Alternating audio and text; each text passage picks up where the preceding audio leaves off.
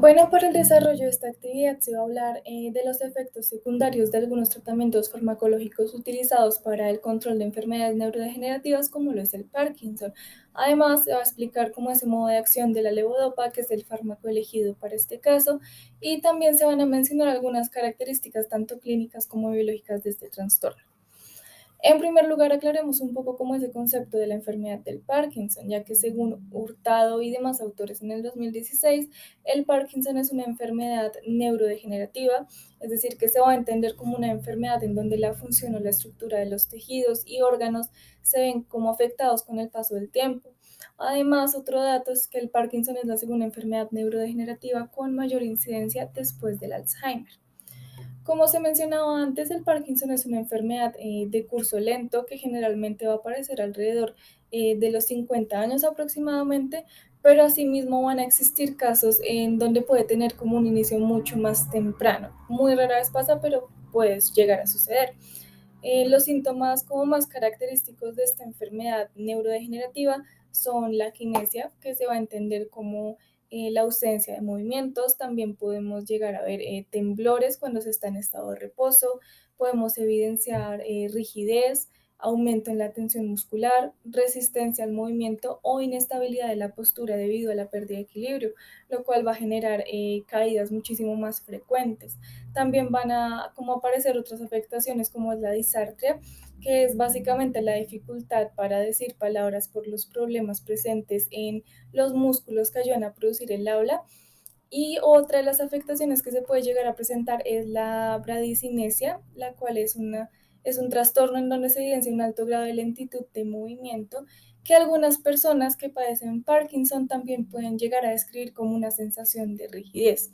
Es decir, pues teniendo en cuenta todos estos síntomas, que el Parkinson se va a entender como un trastorno motor, aunque últimamente se han aumentado como esas manifestaciones no motoras como la apatía y el deterioro cognitivo. Cabe resaltar que no se tienen como claras las causas exactas de la enfermedad del Parkinson, pero es como una combinación de factores tanto ambientales como genéticos. Ya en cuanto a la parte biológica afectada por esta enfermedad y según Fernández y demás autores 2016, el Parkinson se va a caracterizar por la pérdida de forma progresiva de neuronas dopaminérgicas de la sustancia negra compacta que se encuentra en el mesencéfalo. Además, también se cuenta con la presencia de los cuerpos de Lewy, los cuales son depósitos anormales de la proteína alfa-sinucleína. Cabe mencionar que dicha neurodegeneración que se mencionaba anteriormente es debido a la denervación, que es la pérdida de función que se da entre los músculos y otros órganos cuando el recorrido nervioso se ve bloqueado. En este caso, debido a esa denervación dopaminérgica de las proyecciones que van desde la sustancia negra compacta hasta el núcleo estriado, lo cual lleva a la alteración en la parte fisiológica de los ganglios basales, que es en donde se origina como la mayoría de los síntomas del Parkinson. Pues una vez entendido que los ganglios basales son como esa base fisiológica de la enfermedad de la que estamos hablando, se da esto debido a la pérdida del neurotransmisor de dopamina, que como se había mencionado anteriormente, además, al estar los ganglios basales relacionados a los circuitos tanto motor como límbico y cognitivo, es que podemos como evidenciar esa relación existente con los síntomas clínicos que se describieron anteriormente, ya sean motores o síntomas no motores. Ya pasando al tema del tratamiento farmacológico utilizado para el Parkinson, tenemos la levodopa. Según Malgori y Valcesia, la levodopa es uno de los fármacos más utilizados para el tratamiento del Parkinson debido a su efectividad y capacidad para producir una gran mejoría en los pacientes. La levodopa es uno de los fármacos que va a aumentar el tono dopaminérgico dentro del organismo humano y además es un precursor metabólico de este neurotransmisor que es la dopamina. Este fármaco generalmente se administra por vía oral y es absorbido por el intestino delgado por medio de un transportador de aminoácidos aromáticos. La función principal de este fármaco es que se convierte en dopamina gracias a la enzima dopa-descarboxilasa en el cerebro para así reducir, como dicho, síntomas del Parkinson. Además, esa enzima se encuentra distribuida en tejidos como el intestino, que es donde se metaboliza este fármaco, el hígado y los riñones. Ya en este punto hay que aclarar que si la levodopa se administra por sí sola, lo que va a pasar es que la mayoría de este fármaco se va a transformar en dopamina periféricamente y no va a poder traspasar la barrera hematoencefálica. Y solo una pequeña dosis del fármaco va a alcanzar el sistema nervioso central. Por ende, sería necesario aplicar dosis muy altas de levodopa, aumentando asimismo como esos efectos adversos del medicamento. Es por eso que para el uso de este fármaco se desarrollan diferentes agentes inhibidores de la enzima dopa descarboxilasa que pues se mencionó anteriormente y que de igual forma estos inhibidores no van a atravesar la barrera hematoencefálica. Estos inhibidores pueden ser la carbidopa y la benseracida. Estos dos componentes, aunque no atraviesen la barrera, su principal función va a ser inhibir la descarboxilación extracerebral de la levodopa, generando así que haya como más levodopa disponible para que sea transportada al cerebro y por ende sea convertida en dopamina y pues surja como un mayor efecto. En cuanto al mecanismo de acción, y según Yuri y Chana 2016, la dosis de la levodopa que logra cruzar la barrera hematoencefálica la cruza gracias a transportadores de la misma clase que le van a abrir paso desde el intestino. Así, una vez esté como en esa circulación encefálica, logra entrar directamente a la neurona y mediante la dopa descarboxilasa es convertida ahora sí en dopamina.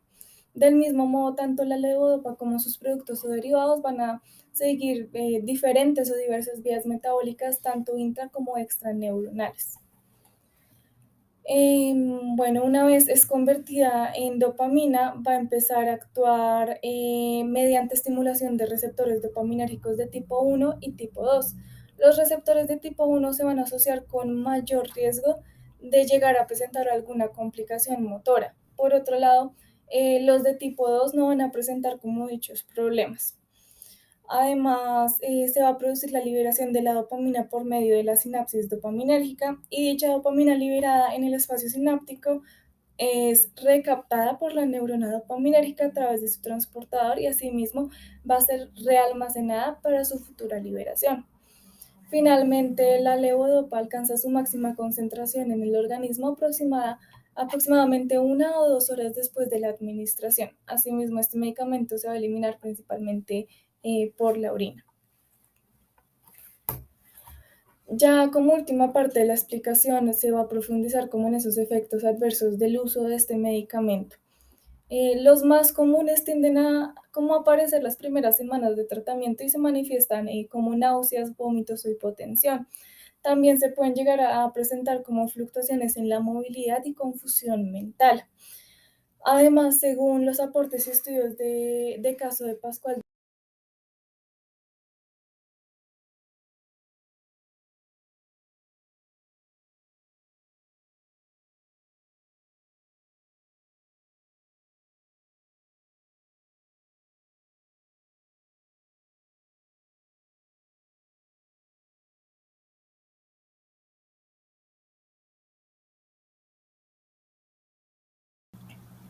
También se ha demostrado una relación entre el uso de levodopa y las fluctuaciones anímicas. Esto se debe a que en ocasiones los cambios plasmáticos producidos por la concentración de levodopa generan dichos cambios en el ánimo, produciendo así como un empeoramiento en este aspecto con trastornos de ansiedad.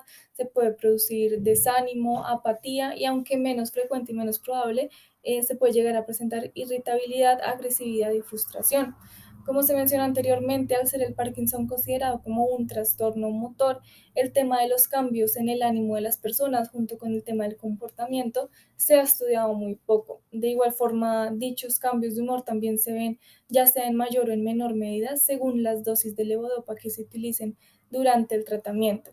Se tienen también alteraciones del sueño que pueden ser desde un exceso de sueño hasta el insomnio y teniendo en cuenta que para este tipo de enfermedades se necesitan tratamientos como a largo plazo, también se pueden llegar a presentar problemas de control de impulsos y en cuanto a problemas psiquiátricos se llega a evidenciar ya sea depresión, ansiedad o en algunos casos incluso se pueden llegar a presentar alucinaciones. Ya para finalizar, aquí tenemos las referencias que se utilizaron para el desarrollo de la actividad.